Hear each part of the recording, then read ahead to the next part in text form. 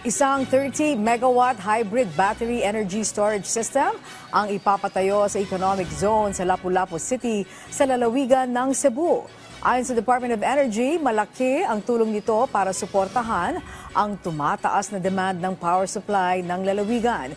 Si Jessie Atienza ng PTV Cebu sa sentro ng balita. Isang groundbreaking at capsule laying ceremony ang isinagawa para sa ipapatayong 30-megawatt hybrid battery energy storage system, ang pinakaunang large-scale energy storage facility sa Central Visayas.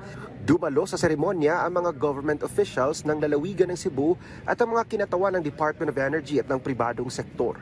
Magsisilbing backup ang hybrid battery energy storage system kung sakasakaling magkulang o mangangailangan ng karagdagang power supply. Makatutulong pa ito sa mga planta sakaling magkaroon ng power interruption. Ngayon, kaya siya naging hybrid kasi sa transition na plano ni Aboitiz Power, gusto namin na ang mauunang papasok muna si battery. So pag kailangan talaga ng kuryente, saka lang papasok si diesel. So yun yung target namin na i-transition siya, na i-reduce hanggang sa kailangan na kailangan. Ngayon, itong servisyo na to is may handover, so mauuna si battery para siyang sayaw, susunod si diesel kung kailangan. Aboitiz Power has set a target for a renewable portfolio, and we support not just Kong Ahong's position, but also the government's and the DOE's position to invest more in renewable energy.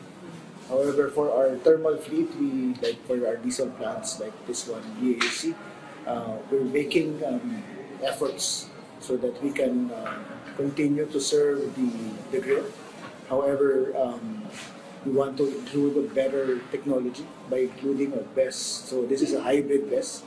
Ayon sa Department of Energy Region 7, malaking tulong ang hybrid battery energy storage system sa pagtugon sa power supply, lalo na sa panahon ng power interruptions. We are very fortunate to visit the system operations of our NNGCP, so they showed to us, how these BESS react when there is this could say minor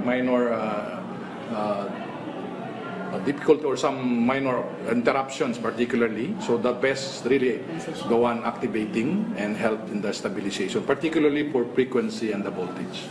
Inaasahan din na sa hybrid battery energy storage system, mas makakainganyo ito ng mga investors dahil tutulong ito sa sustainable power supply sa lalawigan. Mula sa PTV Cebu, Jessie Atienza para sa Pambansang TV sa Bagong Pilipinas.